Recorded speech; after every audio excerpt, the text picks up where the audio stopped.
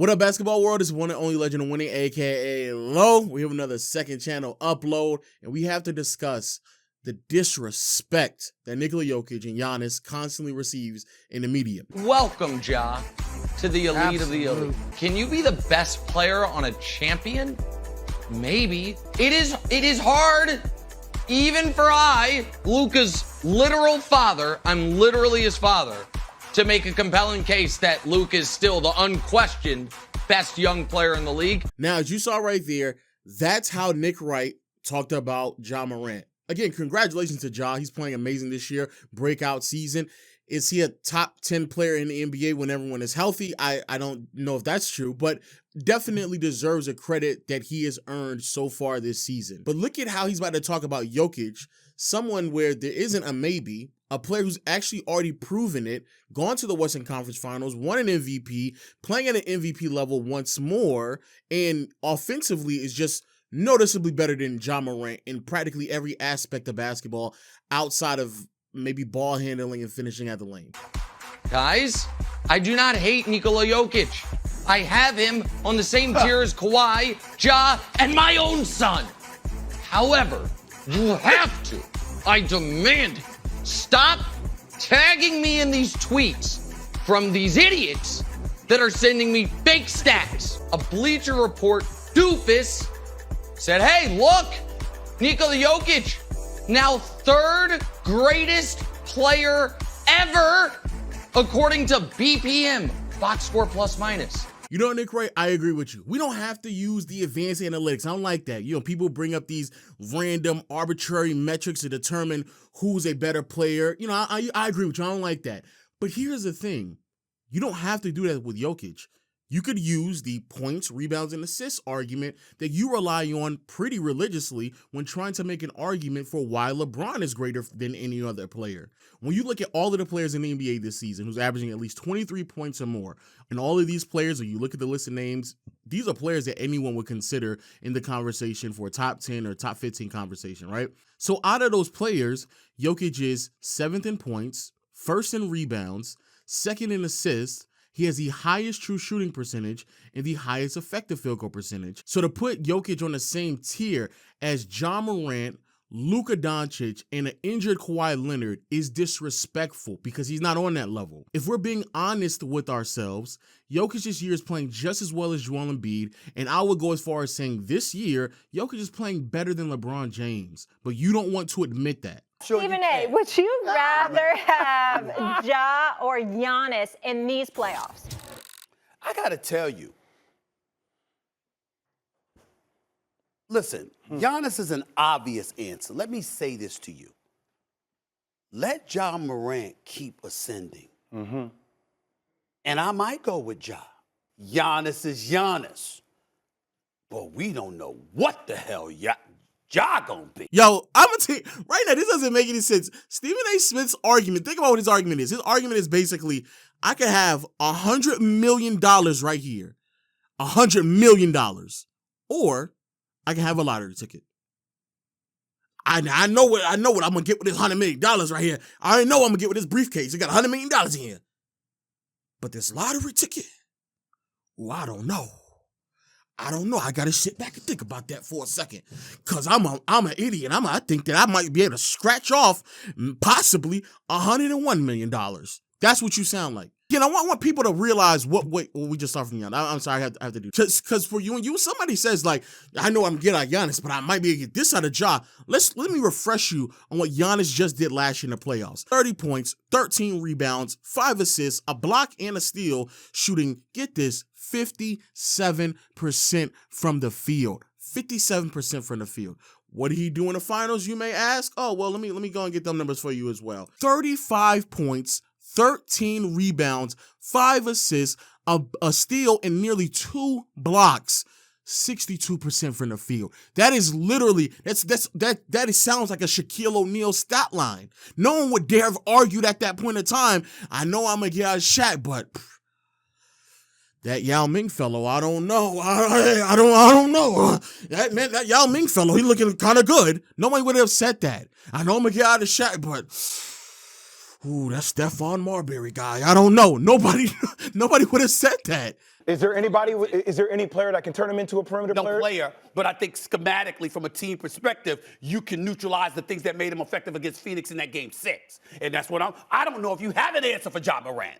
I don't know if you have an answer. Again, listen to that. I don't even know if you have an answer for Ja Morant. Yo, you would have thought you would have thought Ja Morant was out here averaging 30 points, or 30-point triple-double, shooting 50, 40, 90 splits, playing elite level defense. You would have thought Ja Morant was like the quintessential perfect point guard in NBA history. You thought he was a combination of Westbrook stats with Chris Paul's efficiency, Curry's efficiency with Chris Paul's defense or Gary Payton's defense. You would have thought he would have been doing literally everything. The same answer you're saying for Giannis, you put a line in front of him, you make him more of a passer, more of a jump shooter, will be the same answer to how you would be able to contain Ja Morant. The difference is, on the other side of the floor, Ja Morant couldn't even sniff what Giannis would be able to do to the opposing team. Not even sniff. As much as I love Giannis, I have always said I don't even want to hear about him compared to Kevin Durant because he can't shoot like Kevin Durant. I know Giannis is phenomenal. Phenomenal. 30. He can average 30 and 15 in his sleep. But when it really, really counts and there's a roadblock to you getting to the hole, I'm just talking about a play here and there, Jay, where you're called upon to pull up and hit a perimeter shot. We know KD money. That's not necessarily the case with Giannis. I don't know why we get to this point where Kevin Durant just receives this credit of like, oh, he's money, he's perfect, he can make anything. Kevin Durant, mind you, I don't know if y'all realize this because nobody talks about this. Kevin Durant shot 0 for 6 in the overtime. When his foot was on the line, he went up, he made that shot, then he went into overtime in game 7. He shot 0 for 6. Mum's the word. Nobody doesn't say anything about that because it doesn't fit the narrative. If Giannis went into overtime, shot over 6 in the loss, I promise you to this day, we would have heard it. And that would have been the reason why Giannis can never, ever, ever be in any conversation about being the best player. Secondly, because I'm about to really get at you real quick, Stephen A. Smith, because you're talking real reckless. This idea that you can name somebody better than someone else because of moments, not because of the whole year, not because of the whole playoff run, not because of the whole series, not even because of the whole game or the whole quarter, but because of a moment. That's the reason why he's better than the other one. Just because a couple of moments. So a couple of moments. Let's run with that for a second. Last minute of a game, fourth quarter overtime in the playoffs, taking a shot to either take the lead or tie it. Those moments, right? Those are the moments you're talking about. In Kevin Durant's career, what is he shooting in those moments? Oh, that's right. 9 for 34, 26.5% from the field. In those moments that you believe are so valuable that it now makes not only Kevin Durant a better player, but you don't even want to hear the argument for Giannis. You sound like a moron. You sound like an idiot. But because Kevin Durant, he can put the ball between his legs, has he tween spin, Jimbo, because he can do that, now it's not even a conversation. Fuck if he makes it or not.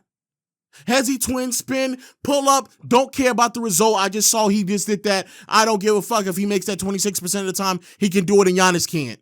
I don't know why you keep bringing this thing up with Giannis. The guy had a 50 ball in game 6 to close out a finals. So? He is as good as it gets in the NBA. Do y'all hear that? He had 50 points to close out a game 6 of the finals. So, I don't care. That's odd. That's weird to me. If that's Shaq, that's not the energy that you're giving. If that's Kevin Durant, it's not the energy that you're giving. But I will say this, it's not everybody in the media. There are some people who will go out their way to try to prop up, players like Jokic and Giannis. But even when they do, I mean, you would have thought you would have thought they did something wrong. You would have thought they robbed a bank. It's beyond stupid that we frame this as a two-man race. Like, Nikola Jokic is averaging 26.5 points, 14 rebounds, 7 assists, 58% shooting, 66% on twos. Pick whatever advanced stat you want. Pick any advanced stat you want. Stop. Any advanced stat you want. Yeah, get fired up, Zach. He leads the NBA in every... Look at my boy Zach Lowe. I see you, my boy. You out here putting on for Jokic. I see you. This is the problem that I have with people that have votes in the MVP conversation, because we always moving the goalposts, and I don't understand what's the criteria for MVP. Because I come on here and I sit and I talk about Chris Paul, and I talk about his impact on winning. I talk about what he's doing for the Phoenix Suns and how they have one of the best records in the league. And then all of a sudden we come and talk about Jokic numbers. Which Did you hear the numbers? I heard the numbers, but they are sitting like in the 8th or 9th slot. Because they're No, Perk. No, nigga. No. Perk, shut up, bro. Shut up. Don't tell me about no winning or losing or the media changing the narratives or they're moving the goalposts. When last year you had Curry winning the MVP when he was the 8th seed. Shut up, Perk. Shut up. I'm going with Steph Curry. You are. Right, just think about it. A 2-time MVP, and right now we're talking about he's having the best season of his career. If you take Steph Curry off this team, this Warriors team will be in the lottery, okay? And just look at the personnel that he has around him. That doesn't make any sense. You're a part of the media and you change the goalposts every other damn weekend. What are you talking about? Literally, just last year, you had Curry winning the MVP and he was the 8th seed.